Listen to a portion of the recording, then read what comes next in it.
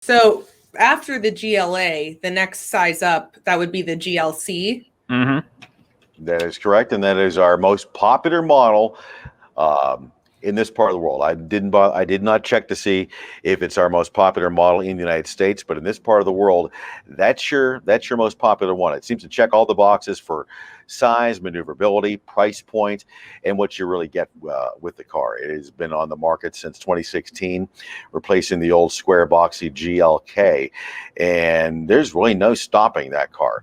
Redesigned for 2020. Again, full LED lamps. You can look at that one there. Get a little closer on those. Again, LEDs project that light out further, better quality of light, and let you see further at night. Of course, you can also look over there. All your turn signals and running lights are built into that one headlamp design too. This was actually one of the first newer generation Mercedes to kind of incorporate a new design language. So what you're going to find with Mercedes is they were trying to kind of encapsulate a lot of the sedan body lines, kind of like some of the lines that you see on the sedans and the coupes and things like that. It was one of the first redesigns that we had where they kind of got away from sort of like the boxiness, kind of like as Scott had touched on the GLK. And you're starting to see this more kind of round beveled lines that you're going to also see on the larger size that we're going to cover, the GLE.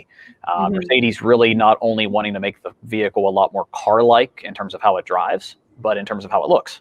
So you're getting a little bit of that, and it's kind of funny because if you think about it in a lot of ways, this is a large kind of almost like a derivative of how Mercedes does wagons over in Europe.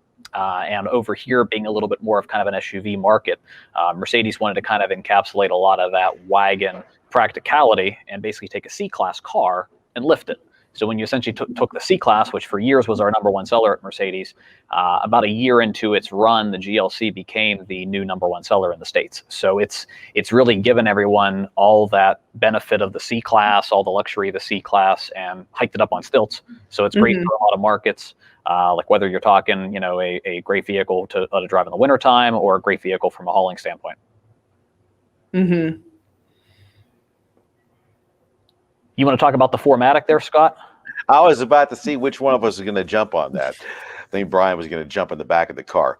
Anything we show you today and anything you see at our dealership, unless it is a Roadster, is going to be available in 4MATIC all-wheel drive. We do not stock anything here that's not. 4MATIC is our trade name for all-wheel drive, and on most of our models, most of the upper model, C-Class and above, that is a full-time all-wheel drive system. So imagine this: you take the car, take it in the back of the shop, lift it up, put it in gear. All four wheels are turning all the time, and they're going to adjust electronically to give you the most torque you need in power at any given time, regardless of what kind of driving conditions that you're in. I know a lot of folks will say, "Oh, I don't want to come look at a car on a bad wintry day." That's the best time to come drive a Mercedes. Because let me ask you, the car you're driving now, how does it do in bad weather? Well, take the Mercedes out and drive it as you would, and you'll be very impressed. I drive a C-Class sedan every day over the mountain, and I drive it at highway speed. Unless it's really icy, and I'll slow it down to a reasonable speed, but nothing ever gets in my way. Anthony drives a similar car to mine, and nothing ever gets in his way either. You get a tremendous feeling of power and control when you're driving a Mercedes-Benz.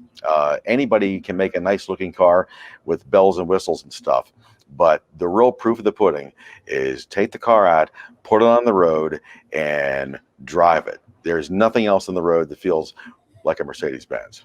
One of the big things that you find too with this size and larger at Mercedes is from a C-Class standpoint and larger, this all-wheel drive system is not torque variable. So this is actually a true all-wheel drive where at all times all four wheels are independent. So you don't have an all-wheel drive system here that's kind of more like a retroactive all-wheel drive where the car is only switching into all-wheel drive whenever it needs to. This is actually an all-wheel drive system that's always all-wheel drive. So you have a very, very proactive system here where all four wheels can individually engage. You can lose traction on 3 out of the 4 wheels and still stay in the direction that you're trying to go. So definitely something big, especially in this area, not only with snow and ice, but also with rain. So you're going to have a lot less fear of, hydroplaning and sliding and stuff like that when you have the 4MATIC. So it's definitely useful in a lot of ways.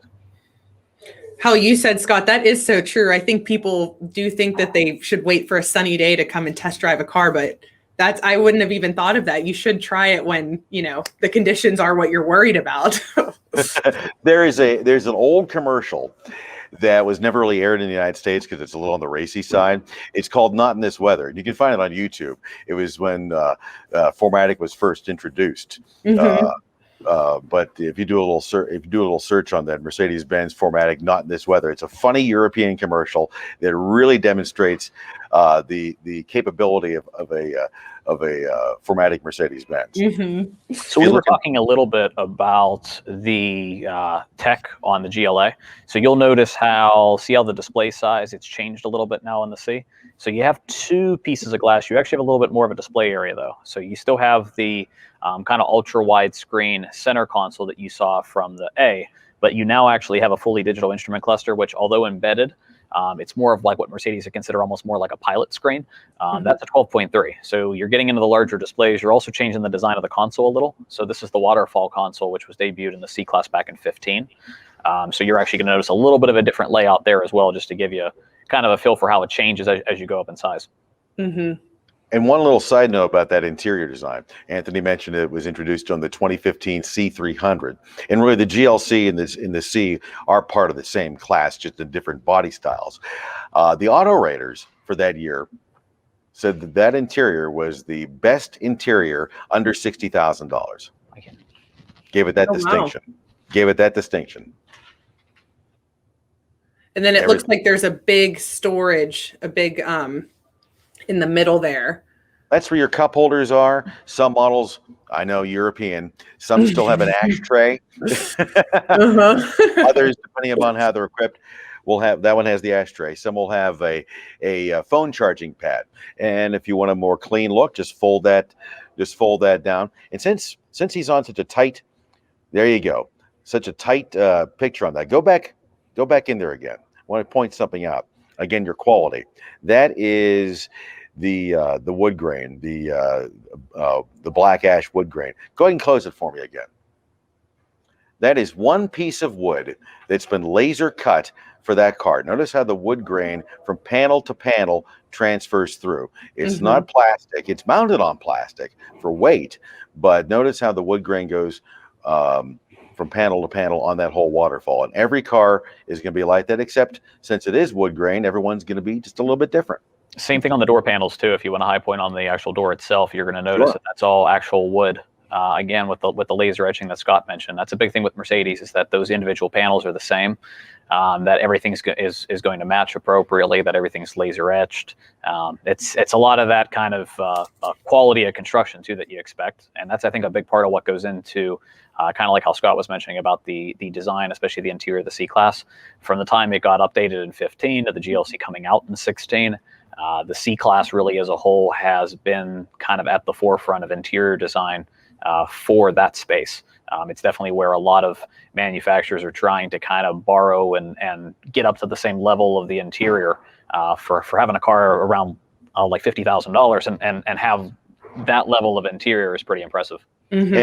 And you really can't touch it for where we are now, but you won't find any hard plastics in the interior of any of our cars. They're all soft touch material. So top of the dashboard, top of the doors, you can touch them with your fingers, give them a poke. There's always that little bit of give.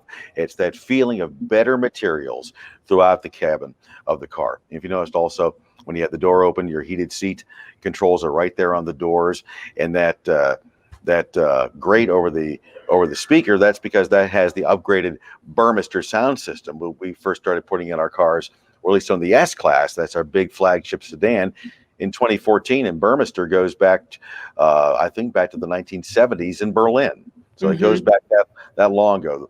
A Burmester home stereo system sits on a table with some speakers and a head unit, and it costs $30,000, and you're getting it for $850 in a car. Scott, I think you actually did a video for us on the GLC 300. Sure. Maybe we can show our viewers that real quick.